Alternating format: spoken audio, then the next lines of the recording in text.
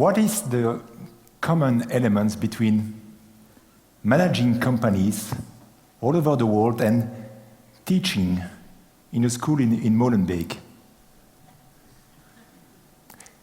Leadership.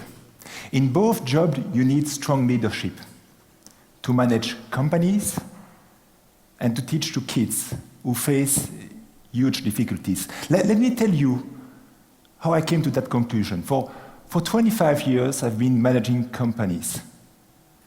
I've tried to make sure that every single quarter was more profitable, and I really enjoy that. I've learned that strong leaders apply 4 basic, simple principles. The first one, they believe that their team can achieve great results. And because they believe that their team can achieve great results, their team start to believe also they can achieve great results. Second thing, they set goals, develop a vision for their company. Third, they make sure that this goal, this vision, become the everyday priority of their people, their employee. And last, great leaders, they plan carefully and purposefully to make sure they achieve their objective. I mean, that's what great leaders are doing. And I've tried to do that for 25 years. I mean, it's really a tough job. 4 years ago, I was in my mid-40s, and I faced what we call a midlife crisis. A midlife crisis is a very simple concept. I mean, suddenly you realize that living is not forever. I mean, it's a little bit like a ghost curve. You know, you're at the top of the hill, and suddenly you see the end at the horizon. And you ask yourself this basic question, what do I do now? I mean, which track do I take to go down the hill? I mean, do I take the same track, or do I take another route to go down? I mean, personally, I felt the need to give more sense to what I was doing. And so I totally changed my professional career.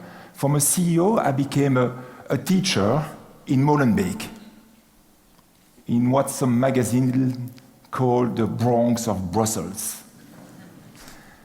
I'm teaching the professional section to kids or young adults between 15 to 22 years old, mostly coming from the Moroccan communities.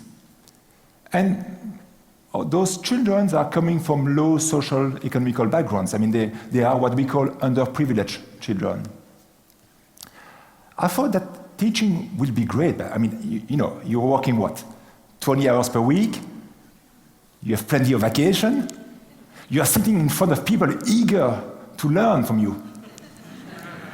Well, I'm not sure if there are teachers in the audience today, but you know that the reality is slightly different. I mean, the start of my career was not easy. I mean, my colleague warned me. They told me, Pierre, well, don't put your expectation too high. I mean, their motivation is very low. They don't know much.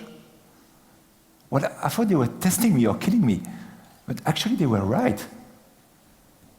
In my class, none of my students were capable to give me the results of 10% over 100. When I talk about Stockholm, they thought I was talking about a rap singer. And Jacques Brel is the name of a subway station in Brussels. You know?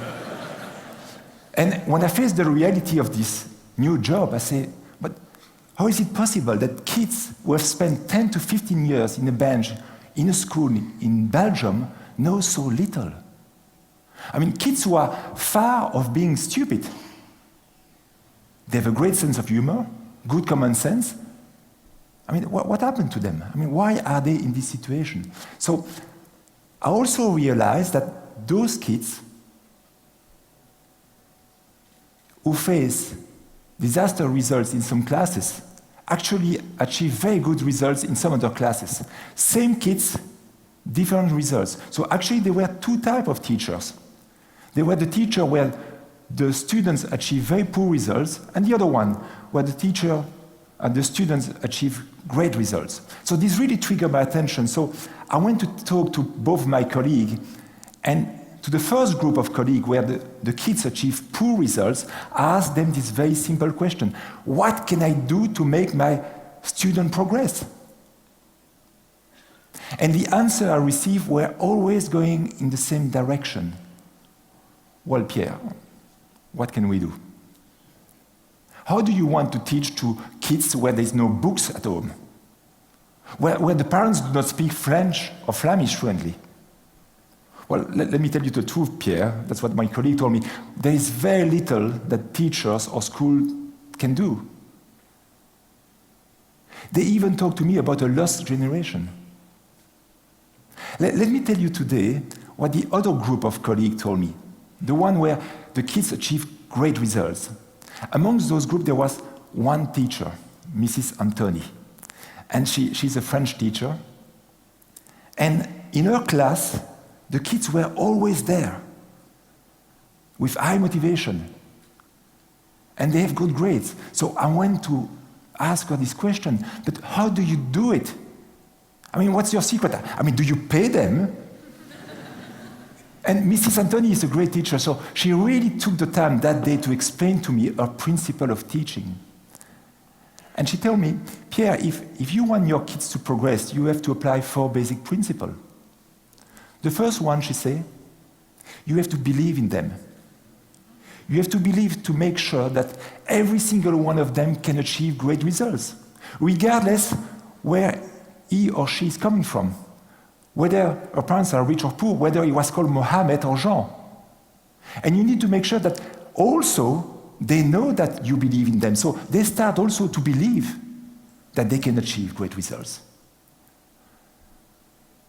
Once you deeply and truly believe in them, you have to set a goal which is ambitious, measurable, meaningful for your student. And she gave me a great example. She told me, take Sadia. Sadia don't like reading. And Mrs. Anthony gave her a very ambitious goal. She said, well, Sadia, by the end of the year, by June, you will read a book of Barjavel. It's not an easy one. And you will do it in 2 weeks' time, and you will enjoy it. By November, I saw Sadia finishing a book of Amélie Nothomb, 102 pages, and she was eager to start a new one. So once you set the goal, you need to make sure that the goal that you have given to your student become the everyday priority of the student and their family. You need to invest in their life. She gave me another example, Hanan. Hanan had a great deficiency in spelling. And because of that, Mrs. Anthony told her, well, you need to stay at school every day after the normal school time. The parents of Hanan will not allow this. So Mrs. Anthony went to see the parents of Hanan in her home, discussed with them, convinced them, and told her it was the right thing to do for Hanan. Hanan is now spending every Tuesday and Thursday at school, and she's making dramatic progress. The last principle that Mrs. Anthony told me is probably the most difficult one. You have to plan purposefully. From the objective that you have defined, you have to plan backwards to create an efficient path to success. Take Mustafa. Mustafa is one of my students. I mean, he's incapable to concentrate for more than 2 minutes unless you talk about football. Okay?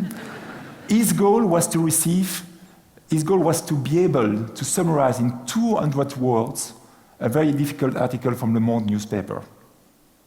Every week, Mrs. Anthony gave him an article a little bit longer, a little bit more complicated, so that Mustafa was capable to see his own improvement.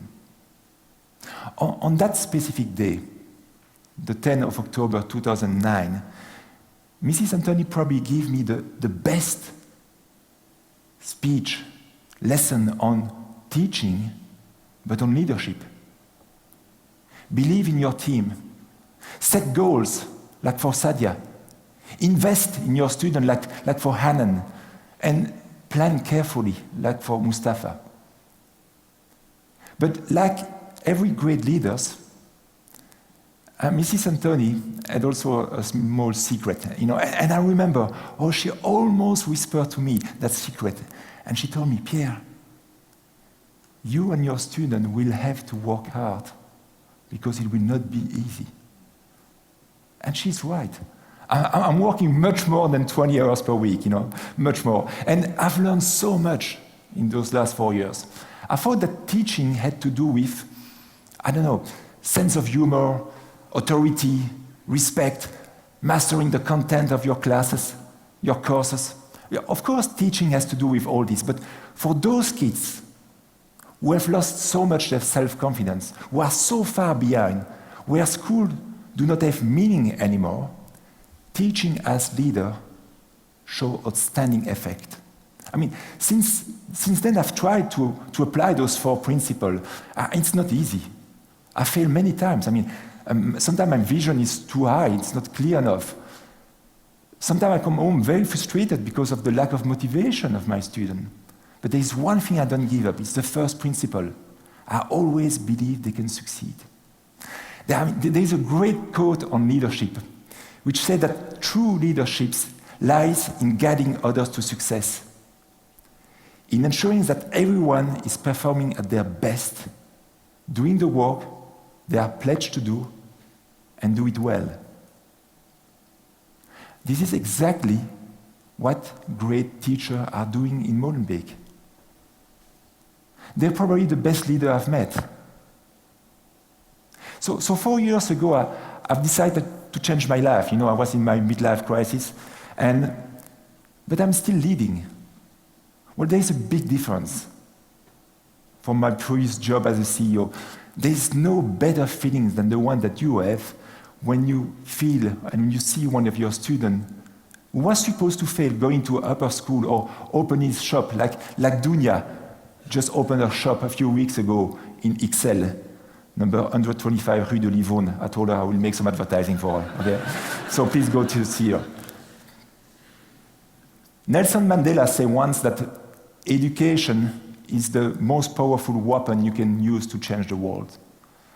So let's make sure that in this country, in 2013, all leaders will use this weapon so that every child will obtain access to excellent education, regardless of their social economical background. Thank you.